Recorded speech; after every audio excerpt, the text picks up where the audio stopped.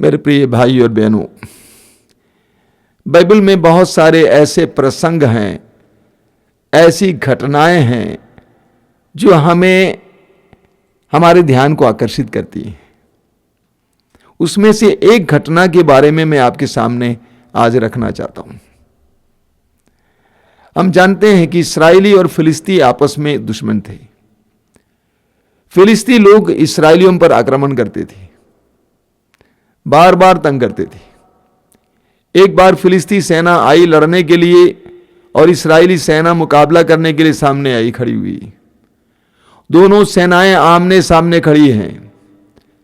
उस समय फिलिस्ती सेना में से एक व्यक्ति, जो वास्तव में बहुत ऊंचे कद का और एक पक्का मजा हुआ वीर योद्धा, जिसको देखने से आम आदमी डर जाते, ऐसा योद्धा जिसका नाम है गोलियत, सामने खड़ा हो जाता, कहता है युद्ध की जरूरत नहीं है, तुम में से कोई आकर मेरे साथ द्वंद्व युद्ध करो, मुझे हराओ, हार मानी जाएगी। लेकिन इस्राएली सेना में एक भी मैका लाल नहीं निकला कि जाकर उसका मुकाबला करे। युद्ध इसी तरह स्थिर रुका हुआ था, कोई भी आने को तैयार नहीं था। बीच बीच में वो आके ललकारता था, जब वो आके ललकारता था इस्राएली सेना भाग जाती थी। राजा साउल हैरान हो गया। साउल ने वायदे पर वायदा शुरू किया। साउल ने कहा कि जो सैनिक गोलियत को मार गिराएगा, मैं बहुत बड़ी संपत्ति उसको दे दूंगा। अंत में राजा साउल ने कहा कि मैं अपनी बेटी को पत्नी के रूप में उस सैनिक को दे दूंगा अगर वो गोलियत को मार गिराए। किसी के अंदर हिम्मत नहीं थी। ऐसे में 40 दिन बीत गए। बेतलहम का निवासी जस्से, उसके 8 बेटे थे। 8 में से सबसे छोटा था दाऊद। दाऊद बकरी चरा रहा था। जस्से ने उसको बुलवाया, कहा कि बेटे तुम्हारे 3 भाई लड़ने के लिए गए हैं, अभी तक वापस नहीं आए, जरा जाके पता लगाओ क्या हुआ। और दाऊद कुछ पकवान लेकर, कुछ खाने की सामग्रियां लेकर अपने भाइयों के लिए युद्ध के मैदान की ओर जाता है। दाऊद ने अपने भाइयों से पूछा कि क्या हो रहा है, युद्ध नहीं हो रहा है। तो भाइयों ने कहा कि देखो, वो सैनिक खड़ा हो जाता है तो हम लोग डर जाते हैं, वो अकेले लड़ना चाहता हमें से हर एक से, किसी एक व्यक्ति से। तो दाऊद ने कहा मैं लड़ूंगा।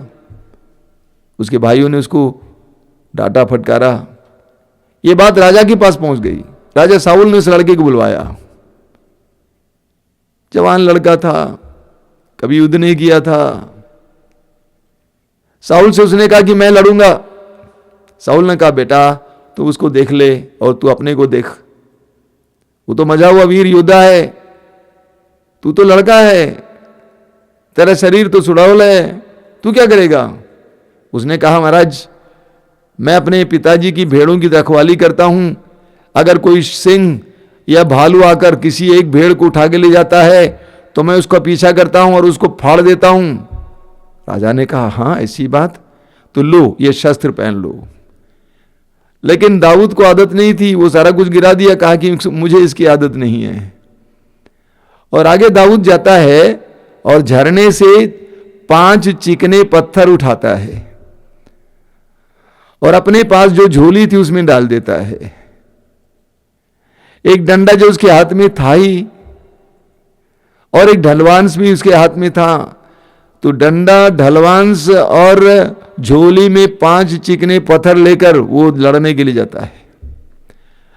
मैदान में पहुंच जाता है और दाऊद गोलियत की ओर दौड़ पड़ता है।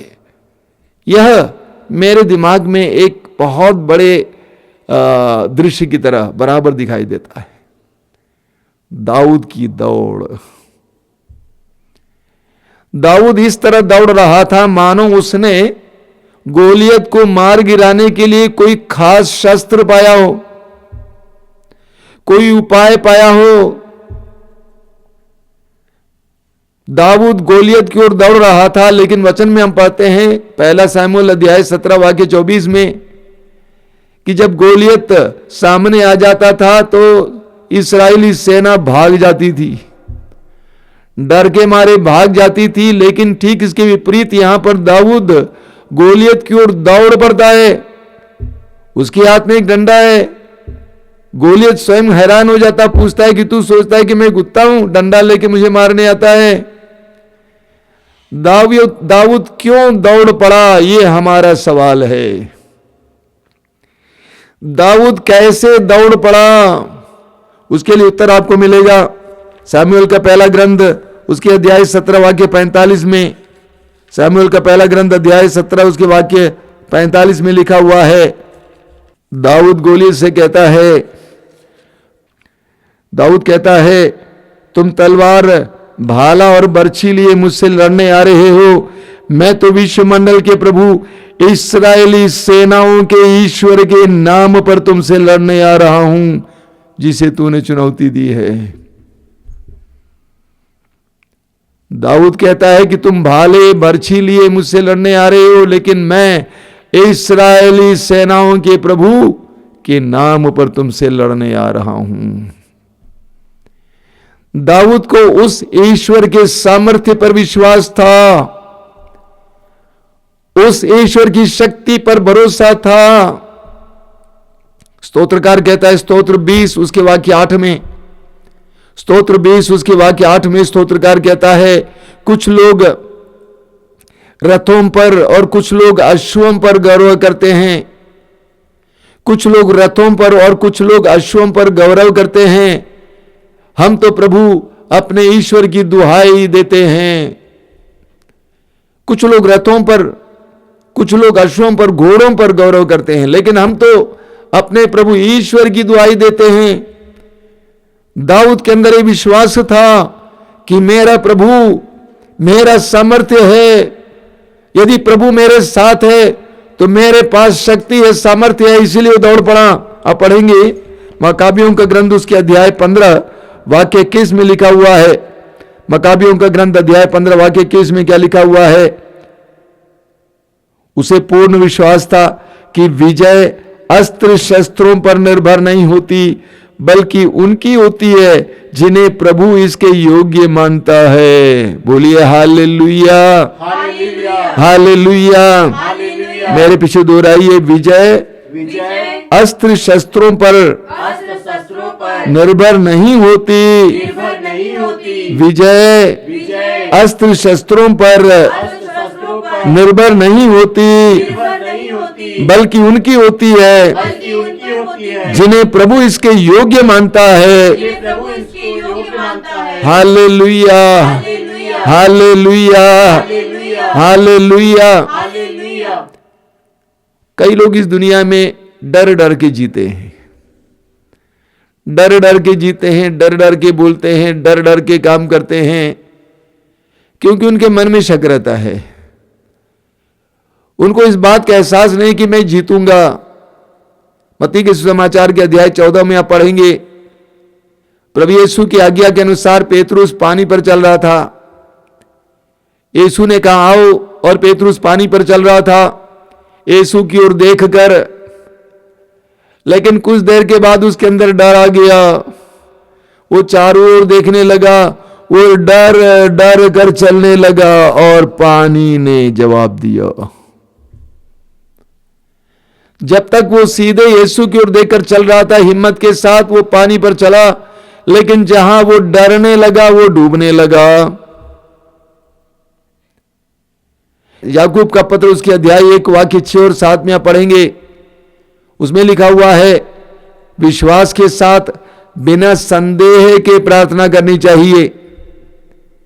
विश्वास के साथ बिना संदेह के प्रार्थना करनी चाहिए, क्योंकि जो संदेह करता है वो समुद्र की लहरों की तरह है जो इधर उधर उछाली जाती है।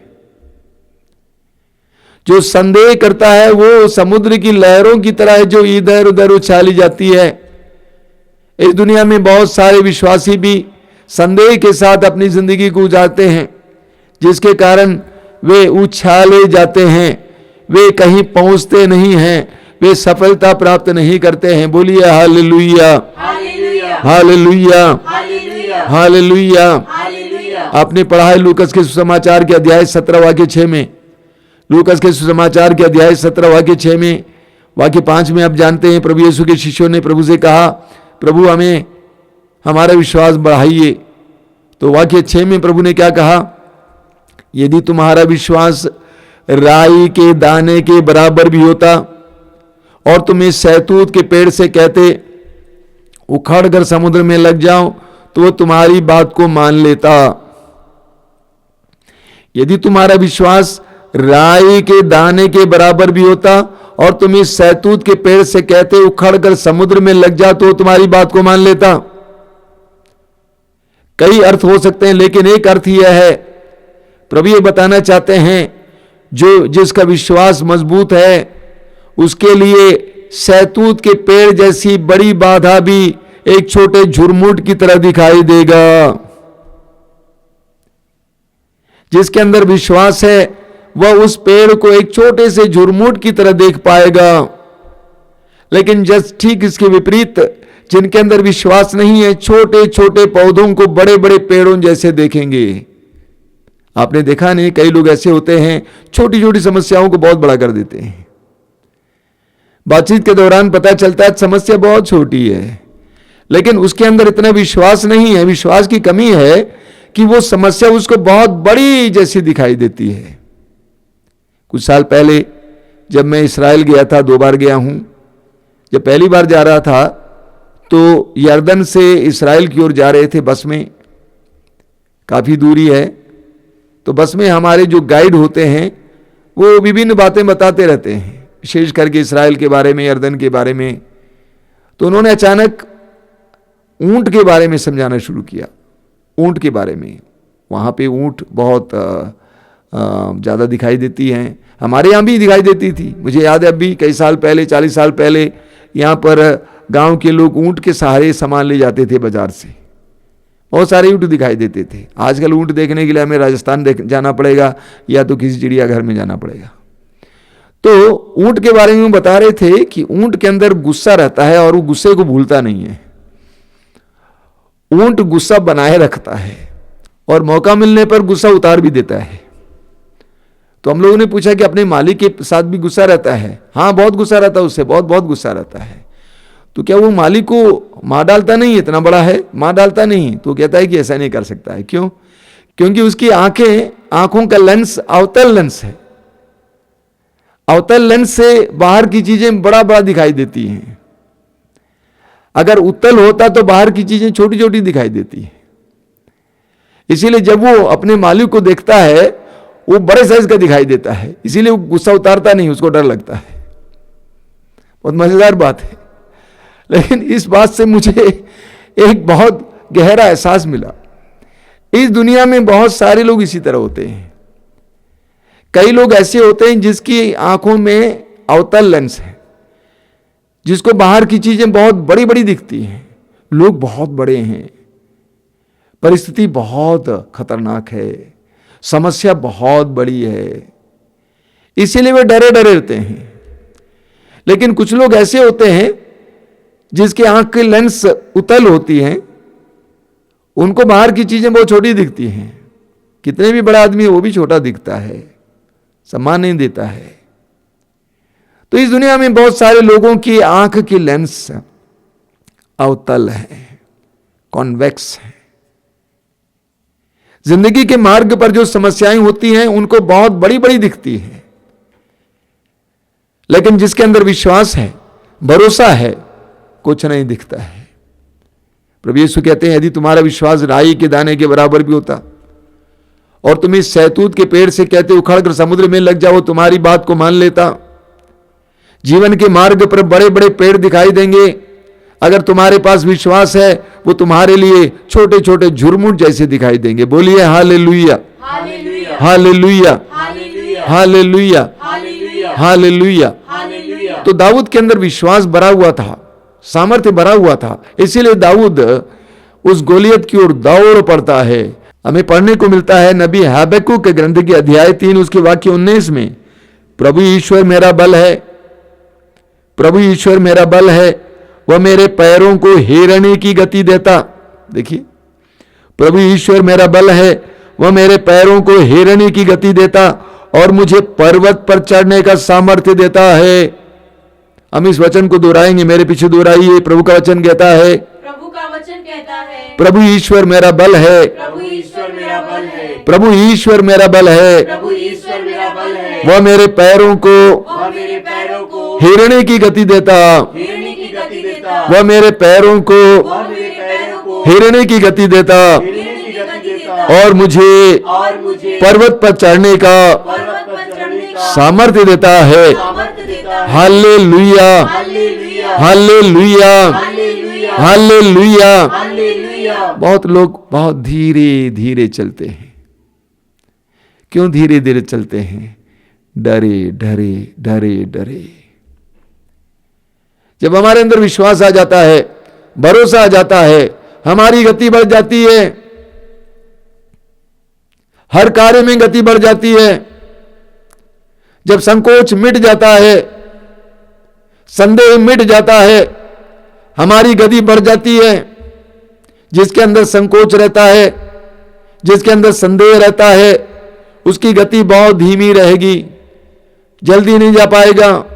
कुछ भी कार्य करेगा सोच सोच कर धीरे धीरे चलेगा। उसको संकोच है, उसको डर है। दाऊद दौड़ पाया क्योंकि उसके अंदर विश्वास था कि प्रभु ईश्वर मेरा बल है, मेरा बल प्रभु ईश्वर है। मेरी शक्ति अपने शस्त्र अस्त्र में नहीं है। देखिए क्या लिखा हुआ है कि प्रभु ईश्वर मुझे इतना सामर्थ्य देता है कि मैं पहाड़ पर चढ़ सकता हूं। कई युवक युवतियां अपने जीवन के बारे में बहुत ज्यादा चिंतित हैं, सोचती हैं कि होगा कि नहीं होगा, होगा कि नहीं होगा। एक विश्वासी कभी भी यह सवाल नहीं करता होगा कि नहीं होगा। एक विश्वासी प्रभु को मनवाने वाला व्यक्ति है। अगर प्रभु मेरे साथ है तो होगा, क्यों नहीं होगा। पहाड़ पे मैं चढ़ पाऊंगा, मेरा स्वास्थ्य खराब क्यों ना हो, मेरे जीवन में समस्याएं क्यों ना हो, मैं कम पढ़ा लिखा क्यों ना हूं, अगर प्रभु चाहे तो मुझे पहाड़ पर चढ़ा सकते हैं और होगा। अंग्रेजी में कहा जाता है you can if you think you can, यानी आप सोचते हैं कि हम कर सकते हैं तो आप जरूर करेंगे। लेकिन अगर सारी क्षमताएं रखते हुए भी आप सोचने लगते हैं कि मुझसे होगा कि नहीं होगा, तो आप नहीं चढ़ेंगे। नबी हबक्कूक कहता है कि प्रभु मेरे पैरों को बल देता है ताकि मैं पहाड़ पर चढ़ सकता हूं। बोलिए हालेलुया, हालेलुया, हालेलुया, हालेलुया। इस्यास नबी के ग्रंथ के अध्याय 40 में एक बहुत सुंदर वचन है। इस्यास नबी अध्याय 40 वाक्य 30 और 31। जवान भले ही थक कर चूर हो जाएं और फिसल कर गिर पड़ें, किंतु प्रभु पर भरोसा रखने वालों को नई स्फूर्ति मिलती रहती है। वे गरुड़ की तरह अपने पंख फैलाते हैं, वे दौड़ते रहते हैं किंतु थकते नहीं, वे आगे बढ़ते हैं पर शिथिल नहीं होते।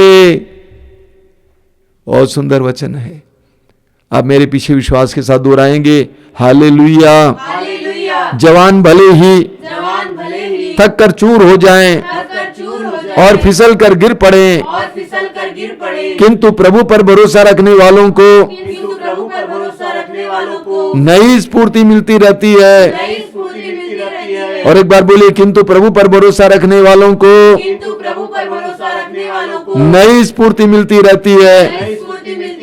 वे गरुड़ की तरह अपने पंख फैलाते हैं, वे दौड़ते रहते हैं किंतु थकते नहीं, वे आगे बढ़ते हैं पर शिथिल नहीं होते।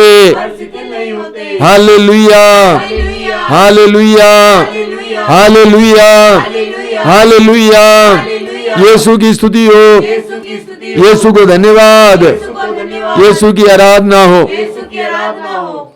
मैंने शायद कई बार आपको बताया है, एक बहुत बड़े वचन के वक्ता हैं, उनका नाम है बेनी हिन। कई वर्ष पहले मैंने उनकी कुछ किताबें पढ़ी। उसमें लिखा हुआ था कि जब वो छोटा लड़का था उस समय बहुत ही दब्बू लड़का था, बात नहीं करता था लोगों से और रूठ जाता था, सामाजिक नहीं था, अन्य लड़कों के साथ घुल मिल कर नहीं पाता था। तो उनका पिता बोला करता था कि इस बालक का क्या होगा, ये कैसा होगा, इसका भविष्य कैसा होगा। लेकिन आप जानते हैं उनको पवित्र आत्मा का अभिषेक मिला। अभिषेक मिलने के बाद पवित्र आत्मा ने उसके अंदर इतना सामर्थ्य भर दिया कि आज शायद संसार में सबसे ज्यादा भीड़ इकट्ठा करने वाला व्यक्ति वो बन गए। जिसको प्रभु का साया प्राप्त है, जिसको प्रभु की शक्ति प्राप्त है, उसकी गति हिरणे की तरह गति होगी। दाऊद को इस बात का एहसास था कि प्रभु मेरे साथ है। दाऊद को पवित्र आत्मा का अभिषेक भी मिला था और उसके अंदर प्रभु का सामर्थ्य था, इसीलिए वो गोलियत से लड़ने के लिए दौड़ पड़ा। बोलिए hallelujah, hallelujah, hallelujah, hallelujah, hallelujah, hallelujah, hallelujah. Hallelujah. और दाऊद के अंदर जो शक्ति थी, जो सामर्थ्य था, वो किसी शस्त्र की शक्ति नहीं थी। उसका भरोसा किसी शस्त्र पर नहीं था, उसका भरोसा प्रभु पर था। प्रभु, उसको ऊपर से शक्ति मिल रही थी। आजकल सोलार वाहन होते हैं, आपने सुना होगा सोलार वाहन, यानी वाहन के ऊपर सोलार पावर के लिए कनेक्शन होता है। डीजल नहीं, पेट्रोल नहीं, सोलार। सोलार ऊर्जा, सूर्य की ऊर्जा वो ले लेता है, सूर्य की ऊर्जा ले लेता है और आराम से दौड़ता है। पानी जहाज सोलार ऊर्जा से चलता है। लोग सोचते हैं कैसे चल पाता है? हां, सूर्य की ऊर्जा से वो चलता है, दौड़ रहा है सूर्य की ऊर्जा के सहारे। कई साल पहले उत्तर भारत में इतनी ज्यादा ठंड थी कि एक एक दो दो सप्ताह सूरज की किरणें दिखाई नहीं देती थी। बहुत ज्यादा ठंड थी, असह्य। मैंने एक चीज देखी, आश्रम में मोटे मोटे बादाम के पेड़ थे, बड़े बड़े मोटे मोटे। उन 2 सप्ताहों के बाद हमने देखा कि उन बादाम के पेड़ के पत्ते सब सूख गए और वास्तव में दोनों मोटे मोटे पेड़ पूरी तरह से सूख गए, पूरी तरह से सूख गए। हमको काट के निकालना पड़ा। इस अनुभव ने मेरे अकल को खोल दिया। हम अक्सर सोचते हैं कि किसी पेड़ को जिंदा रहने के लिए पानी चाहिए, थोड़ी सी रोशनी भी चाहिए, लेकिन मुझे नहीं मालूम था कि उस पेड़ को जिंदा रहने के लिए सूरज की ऊर्जा की आवश्यकता थी। हम इस दुनिया में सांसारिक शक्ति को ही बटोरते हैं, उसके बारे में सोचते हैं, धन शक्ति, बाहु शक्ति, राजनीतिक शक्ति। हम इस बात को भूल जाते हैं कि एक महान शक्ति हमें ईश्वर से प्राप्त हो सकती है। उस घटना ने, बादाम पेड़ों के मरने से मुझे एक बहुत बड़ा आश्चर्यपूर्ण सत्य का ज्ञान मिला। इसीलिए प्रभु यीशु ने लूकस के सुसमाचार के अध्याय 24 वाक्य 49 में कहा है, तुम तब तक शहर में बने रहो जब तक कि तुम ऊपर की शक्ति से संपन्न ना हो जाओ। ऊपर की शक्ति से संपन्न ना हो जाओ। ये ऊपर की शक्ति क्या है? पवित्र आत्मा की शक्ति। आप जानेंगे सामुएल के पहले ग्रंथ के अध्याय 17 में यह लड़ाई चल रही है फिलिस्ती और इस्राएली के बीच में, और दाऊद गोलियत को हरा रहा है। लेकिन उससे पहले अध्याय 16 में आप पढ़ेंगे कि दाऊद को पवित्र आत्मा का अभिषेक प्राप्त हुआ। दाऊद को पवित्र आत्मा का अभिषेक प्राप्त हुआ, ऊपर की शक्ति प्राप्त हुई। दाऊद क्यों दौड़ पड़े उस बहुत बड़े वीर योद्धा की ओर? क्योंकि दाऊद के अंदर ऊपर की शक्ति थी, ऊपर की शक्ति से संपन्न था। हम विश्वासियों को, सभी लोगों को यह जानना जरूरी है कि शक्ति का स्रोत ये धरती मात्र नहीं है, बल्कि सबसे बड़ी शक्ति का स्रोत हमारे प्रभु हैं।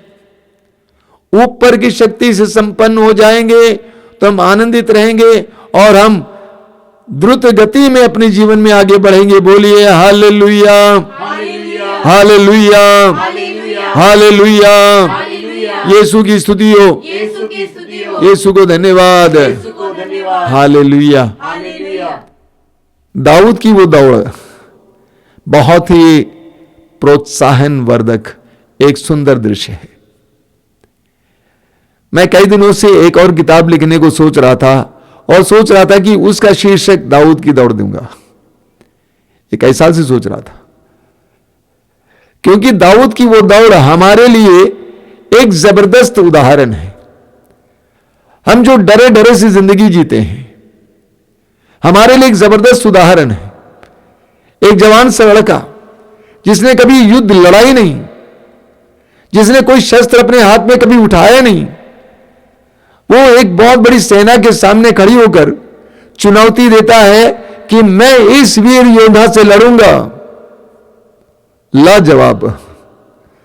और सिर्फ चुनौती देता ही नहीं, बल्कि उसको मार गिराता है। एक चिकने पत्थर के सहारे मार गिराता है, ढलवांस की मदद से मार गिराता है।